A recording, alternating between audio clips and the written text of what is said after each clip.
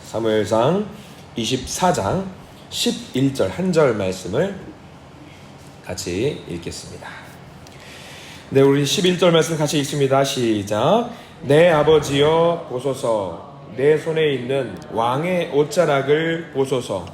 내가 왕을 죽이지 아니하고 겉옷 자락만 베었은즉 내 손에 악이나 죄과가 없는 줄을 오늘 아실지니이다. 왕은 내 생명을 찾아 해하려 하시나 나는 왕에게 범죄한 일이 없나이다. 아멘. 오늘 말씀 가운데 하나님의 은혜가 있기를 원합니다. 자, 가슴에 손을 얹으시고 저를 따라서 하시기 바랍니다. 하나님의 은혜가 지금 저에게 임하기를 기도합니다. 자, 손을 뻗으시고 하나님의 은혜가 우리 모두에게 임하기를 기도합니다. 아멘. 하나님의 은혜가 오늘 하루 종일 넘치는 복된 하루가 되길 간절히 기도합니다. 자, 사무엘상 24장 말씀을 우리가 보게 됩니다. 지난번에 우리 한번 수요 예배 시간에 이 본문을 한번 다루었던 내용입니다. 다윗은 지금 현상수배가 되어 있어요. 그래서 가는 곳마다 이제 그를 신고합니다. 이제 계속 신고를 합니다. 도망 다니다가 지금 엔게디 광야라는 곳까지 가게 되었어요. 엔게디 광야. 자, 물론 다윗이 엔게디 광야에 있다라는 이 정보를 사울이 금방 입수를 하게 되고요. 그를 잡기 위해서 3,000명의 군사를 선발해서 이 엔게디 광야로 가게 됩니다. 그래서 우리가 3절 말씀을 잠깐 보고 넘어갈게요. 3절에 이렇게 나와 있지요. 길가 양의 우리에 이른즉 굴이 있는지라 사울이 뒤를 보러 들어가니라 다윗과 그의 사람들이 그 굴 깊은 곳에 있더니 라고 했어요. 양의 우리라는 제목이 담겨 있죠. 양의 우리. 여기 양의 우리에서 어떤 굴 안으로 다윗이 이제 그의 일행들과 함께 피신해 있는 상황입니다. 의도하지 않게 사울의 군대가 다윗이 숨어 있는 그 굴 안에 바로 앞에 진을 치게 되었습니다. 사울 왕이 다윗이 있는 굴에 들어왔고요. 다윗에게는 사울 왕을 제거할 수 있는 절호의 기회가 찾아왔습니다. 그러나 여러분들 아시는 것처럼 다윗은 자신의 목숨을 노리는 사울을 죽이지 않습니다. 해를 가하지도 않습니다. 4절 말씀 우리 같이 한번 읽어볼 필요가 있을 것 같아요. 4절 말씀 볼까요? 24장 4절 말씀 같이 읽습니다. 시작. 다윗의 사람들이 이르되 보소서, 여호와께서 당신에게 이르시기를 내가 원수를 내 손에 넘기리니 내 생각에 좋은 대로 그에게 행하라 하시더니 이것이 그 날이니이다 하니 다윗이 일어나서 사울의 겉옷자락을 가만히 베니라. 우리 4절 말씀 제일 끝에 나와 있는 사울의 겉옷자락을 가만히 베니라. 여기에 표시를 좀 해 두셨으면 좋겠습니다. 다윗 주변에 있는 사람들이 다윗에게 말을 합니다. 하나님이 지금 다윗, 당신에게 기가 막힌 찬스를 주셨습니다. 당신의 대적이 바로 여기 앞에 있습니다. 가서 잡읍시다 라고 한 상황이에요. 다윗이 지금 어떻게 하냐면 겉옷자락을 가만히 베었다라고 성경 말씀엔 기록이 되어 있어요. 사울을 잡을 수 있었지만 그렇게 하지 않고 다윗이 겨우 했던 행동이 뭐냐면 겉옷자락을 베었다라고 나와 있습니다. 근데 제가 방금 표시를 해둬야 된다라고 말씀을 드렸던 이유가 이 겉옷자락을 벤 행위가 굉장히 큰 행동이에요. 의미 있는 행동이에요. 우리가 봤을 때는 굉장히 소심해 보이잖아. 가서 막 몰래 가서 가위는 없었겠지만 칼 같은 걸로 조심히 들키지 않게 하는 조심한 어떤 행동으로 우리가 인식할 수 있는데 이 소심해 보이는 일이 성경에서는 하나님의 역사하심을 보여주는 대단한 일이었습니다. 이 겉옷을 베었다라는 이 행동으로 인해서 다윗이 어떤 마음을 가졌냐면 5절 말씀에는 찔렸다라고 나와 있어요. 5절 제일 끝자락에는 이 옷자락을 뱀으로 말미암아서 다윗이 마음이 찔렸다라고 했어요. 왜 찔렸을까? 굉장히 중요한 행동이었기 때문에 찔렸다라고 우리는 이해할 수 있는 거예요. 우리 성경의 신약성서 예수님께서 말씀하신 부분이 있습니다. 어떤 사람을 두고 그런 생각, 나쁜 행동을 했다라는 어떤 상상만으로도 그 행동을 한 것과 동일한 죄를 범했다라는 성경 말씀이 있어요. 구약성서에서는 마찬가지예요. 옷자락을 베는 행동이 곧 어떤 행동과 일치하냐면 그 사람을 제거했다거나 그 사람을 죽였다는 행동과 일치하는 내용을 담겨 있거든요. 유대인의 사고방식을 우리가 조금 이해하면 도움이 됩니다. 유대인들은요, 옷자락이나 소유품을 만지거나 뭐 거기에는 그 사람의 능력이 담겨 있다라고 생각을 많이 합니다. 그래서 사도행전 19장에 바울이 사역하는 과정 중에 사도 바울이 기적을 너무 많이 행하고 하나님의 능력, 말씀대로 권능을 행하니까 사람들이 생각을 하는 거예요. 사도 바울이 어떤 사도 바울의 손수건만 갖고 있어도, 그러니까 옷자락만 만져도 그 능력이 내게 임해서 내 병 고침이 이루어진다라는 어떤 그런 믿는 바들이 있었어요. 예수님도 그랬습니다. 누가복음 8장에 우리가 지난번에 한번 살짝 봤던 혈루증 여인이 고침받았을 때에 여러분들 기억하실 거예요. 혈루증 여인이 그 예수님의 옷자락만 만져서도 그 병이 치유가 될 수 있다라는 믿음을 갖고 있었던 것과 또 맥을 같이 하는 거죠. 그래서 유대인들의 믿음이 그랬습니다. 능력이 있는 자의 옷자락은 그 사람의 능력을 상징한다라고 믿고 있었어요. 이 옷자락이 굉장히 중요한 겁니다. 중요한 의미를 담고 있는 거죠. 그래서 옷자락을 베었다라고 하는 것은 이러한 관점에서 사울의 목숨을 가져간 것과 동일하지는 않을지라도 비슷한 상징성을 갖고 있다고 다윗은 생각을 했던 겁니다. 그래서 다윗의 마음이 찔렸던 거예요. 찔렸습니다. 그리고 유대인들의 이런 사고방식을 초월한 하나님의 역사하심이 여기 옷자락 사건에 또 담겨 있습니다. 이 옷자락을 베었다라는 사건을 우리가 단편적인 사건으로 뭔가 옷자락을 잘랐구나, 다윗 소심해, 이렇게 말할 것이 아닌 게, 왜 하필이면 다윗의 마음을 동하게 하셔서 하나님이 그의 옷자락을, 사울의 옷자락을 베게 만들었을까? 이 겉옷자락을 자른 이유가 또 있어요.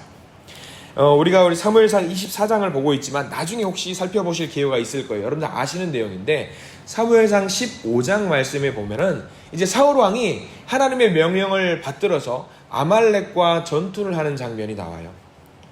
사울 왕이 이제 전투를 해서 모두 몰살하라고, 진멸하라고 했는데 진멸하지 않아서 사울 왕으로 하여금 하나님의 말씀을 받는 내용이 나오는데, 어떤 내용이냐면, 왕이시여, 하나님께서 사울 왕을 버리셨습니다. 안녕히 계세요. 저는 가겠습니다. 라고 이렇게 이별하는 장면이 사무엘상 15장에 나와요. 근데 여기서 사무엘이 이제 돌아가려고 하니까 어떤 말을 들었냐면, 하나님이 왕을 버리셨어요. 그 말을 들으니까 사울 왕이 어떤 마음이 들 것 같아요? 굉장히 속상하겠죠. 이건 아니겠다 싶어서 사무엘 선지자가 돌아가려고 할 때에 그 옷자락을 잡는 장면이 나오거든요. 돌아가지 마세요. 잠깐 기다리세요 하는데 옷자락을 잡는데, 사무엘 선지자가 뿌리치고 가다가 어떻게 되냐면 옷자락이 찢어지는 사건이 발생을 합니다. 사울 왕에게는 그 사건이 어떤 사건이었냐면 굉장히 의미심장한 사건이에요. 하나님이 나를 버리셨다. 그리고 그날 무슨 일이 발생됐냐면 사무엘 선지자의 옷자락이 찢어졌다. 그럼 그 머릿속에 뇌리가 남아있는 거예요. 하나님이 나를 버리신 날 사무엘 선지자의 옷자락이 찢어졌다라는 것이 가슴속에 뇌리에 남아있는 거예요. 옷자락이 찢긴 사건을 보고 사무엘 선지자가 왕에게 말을 합니다. 왕이시여, 이렇게 옷자락이 찢어진 것처럼, 이 옷자락은 하나님을 상징하는 어떤 그런 거예요. 이 옷자락이 찢긴 것처럼 하나님께서 이스라엘을 찢으셔가지고 이 찢긴 조각을 다른 사람에게 줄 겁니다 라고 사무엘 선지자가 말을 해요. 그러면 이 찢긴 옷자락은 사울 왕에게 어떤 의미를 갖고 있냐면 굉장히 큰 의미를 갖고 있는 거예요. 그냥 의미가 아니에요. 자, 지금 이 상황에서 이제 그날이 선명하게 기억이 날 수밖에 없는 거예요. 하나님의 나라를 쪼개신다, 나누신다. 당신의 사울 왕의 통치권을 다른 사람에게 넘겨준다. 자, 이거를 가슴속에 갖고 있는 거예요. 사울 왕은 안 좋은 기억으로. 근데 이 상황이 있고 나서 무슨 일이 발생됐냐면, 다윗은 이걸 전혀 몰라요. 이 옷자락이 찢겨지고 이거는 사무엘 선지자와 사울 왕의 이 두 관계 속에서 발생된 일이기 때문에. 그런데 먼 발치에서 사울 왕 용변을 보고 나와서 딱 나왔어요. 이제 준비를 하고 나가려고 하니까, 다시 추격을 하려고 그러니까 저기 먼 언덕에서 다윗이 옷자락을 나풀거리면서 소리를 지르는 거예요. 왕이시여, 제가 옷자락을 찢었습니다. 그러면 사울 왕에게 제일 먼저 보이는 게 뭐냐면 옷자락이 보이는 거예요. 그러면 순간 생각을 하는 거죠. 무슨 생각이 들었을까요? 사무엘 선지자와 있었던 사무엘상 15장의 역사가 다시 기억이 나는 거예요. 저거 내 옷자락인데? 하면서 생각이 나는 거죠. 저 옷자락, 저거 내 옷자락인데 찢긴 옷자락이 생각이 나면서 하나님께서 이 과정을 주관하고 있다라는 것을 스스로 오늘 사무엘상 24장에 처음으로 인정을 하는 장면이 나옵니다. 하나님의 뜻이라는 것을 인정해요. 자, 24장 조금 넘어가 볼게요. 20절 말씀을 한번 우리 넘겨가서 한번 읽어볼게요. 24장 20절 말씀. 자, 우리 20절 말씀을 같이 한번 천천히 읽어볼까요? 시작. 보라, 나는 내가 반드시 왕이 될 것을 알고 이스라엘 나라가 내 손에 견고히 설 것을 아노니. 자, 20절 말씀 다 밑줄 그어두셔요. 사울 왕이 이제 성경 사무엘상 통틀어 가서 처음으로 다윗이 왕이 될 것이라는 것을 인정하는 장면이 24장 말씀에 나옵니다. 뭘 보고? 별거 아닌, 우리는 그냥 옷자락 하나 자르는 거 가지고 뭘 저게 큰 의미가 있나? 사울 왕은 그 옷자락 하나를 보고도 하나님이 지금 모든 과정 가운데 역사하고 주관하시고 있구나. 자, 통치권이 반드시 넘어가겠구나 라고 인정을 하고 다윗에게 말을 하는 거예요. 하나님이 그때 사무엘 선지자를 통해서 내게 하셨던 그 말씀이 이루어지고 있구나. 내가 아무리 발악을 한다라고 해서 이게 막아지는 것이 아니구나. 하나님께서 하시겠다고 작정하시면 반드시 되는구나 라고 고백을 하는 거죠. 자, 그리고 21절 말씀에 이제 사울 왕이 이제 그 모든 것을 인정하고 이제 다윗에게 말을 합니다. 21절 제가 한번 읽어드리겠습니다. 그런즉 너는 내 후손을 끊지 아니하며 내 아버지의 집에서 내 이름을 멸하지 아니할 것을 이제 여호와의 이름으로 내게 맹세하라 하니라. 아직까지 사울의 신분은 뭡니까? 왕이에요. 왕이 쫓기는 자에게 부탁을 하는 거예요. 다윗이 무슨 힘이 있어서 이런 부탁을 합니까? 부탁을 하는 이유는 딱 하나죠. 사람들은 아무도 이 과정이 뭔지 몰라요. 근데 사울 왕은 알아요. 다윗이 왕이 되겠구나. 결국에는 왕이 되겠구나. 우리가 볼 때는 말이 안 됩니다. 옷자락 하나 잘렸다고 이렇게 태세를 전환한다라는 것이 말이 안 됩니다. 근데 사울 왕은 이 모든 것을 이제는 머리 한 대 얻어맞은 것처럼 이제 깨달아 아는 거예요. 내가 버텨서 되는 것이 아니구나. 그렇지만 오늘 말씀이 있다라고 해서 사울 왕이 쫓는 것을 포기하잖아요. 더 맹렬하게 이제는 다윗을 잡아 죽이려고 합니다. 그러나 이제 다윗은 아는 거죠. 차츰차츰 이 왕권이, 통치권이 넘어가고 있구나를 알게 됩니다. 오늘 이 말씀을 우리에게 주시면서 우리에게 무슨 뜻으로 우리에게 이 말씀을 허락해 주셨을까? 우리가 행하는 모든 일들, 우리의 의지와 우리의 계획대로 우리의 삶이 이루어지는 것 같지만 아닙니다. 하나님의 계획, 하나님의 뜻은요, 우리가 아무리 거부하고 반대한다라고 해서 이거 미뤄지거나 취소가 되거나 그런 일이 있지는 않아요. 오히려 우리가 욕심을 부리면서 저항할 필요가 없어요. 오히려 하나님께 모든 것을 맡기십시오. 하나님을 오히려 의지하시고요. 오히려 이 순간에 이 상황 속에서, 어려운 상황 속에서, 곤란한 상황 속에서 하나님 도와주세요. 오히려 하나님께 더 매달리시고 기도하십시오. 그러면 하나님은 반드시 우리의 내면을 주장하시고 우리를 선한 길로, 우리에게 가장 맞는 그 길로 우리를 인도하실 줄 믿습니다. 분명히 우리 가운데 살아계셔서 기도하는 순간과 기도하는 그 내용을 통해서 하나님의 뜻과 하나님의 역사를 반드시 세우실 것입니다. 우리의 삶 속에서 그냥 하루 일어나서 먹고 마시면서 생활하다가 하루를 정리하는 것 같지만 우리의 삶 속에서 하나님은 그 계획을 이루고 계십니다. 그런 하나님을 의지하십시오. 그런 하나님 도와주시어서 오늘 선물로 주신 이 하루의 삶이 하나님께 영광 올려드리는 거룩한 삶이 되게 도와주십시오. 기도할 때에 하나님은 반드시 우리의 삶을 인도하실 줄 믿습니다. 오늘 하루의 삶을 통해서 하나님의 뜻을 경험하는 저와 여러분들이 되시기를 간절히 소망합니다. 기도하겠습니다. 주님, 오늘 이 아침에 말씀을 주시고 말씀 가운데 하나님의 뜻을 찾아서 우리도 기대하고 소망하는 마음을 갖게 해주시니 감사를 드립니다. 주님, 하나님께서는 다윗을 보호하기 위해서 블레셋 군사를 일으키시기도 하시고 사울을 잡을 수도 있었지만 옷자락을 베는 그 행동을 통해서 통치권을 넘기는 상황도 또한 보여주고 계십니다. 주님, 하나님의 계획을 우리가 주목할 수 있도록 도와주시옵소서.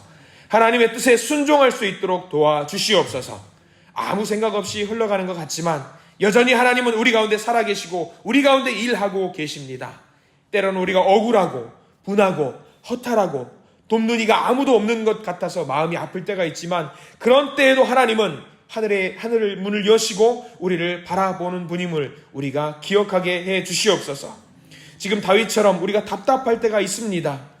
나를 도우시고 세우시는 하나님을 기대하고 소망하면서 이 아침에도 말씀 붙잡고 나갈 때에 함께 하시는 하나님의 능력과 긍휼을 보여주시옵소서. 하나님의 손길을 알게 하여 주시옵소서. 그 능력 붙잡고 믿음으로 기도하며 하루를 시작합니다. 하나님의 은혜가 우리 가운데 펼쳐질 수 있도록 도와주시옵소서. 예수 그리스도 이름으로 간절히 기도드립니다. 아멘.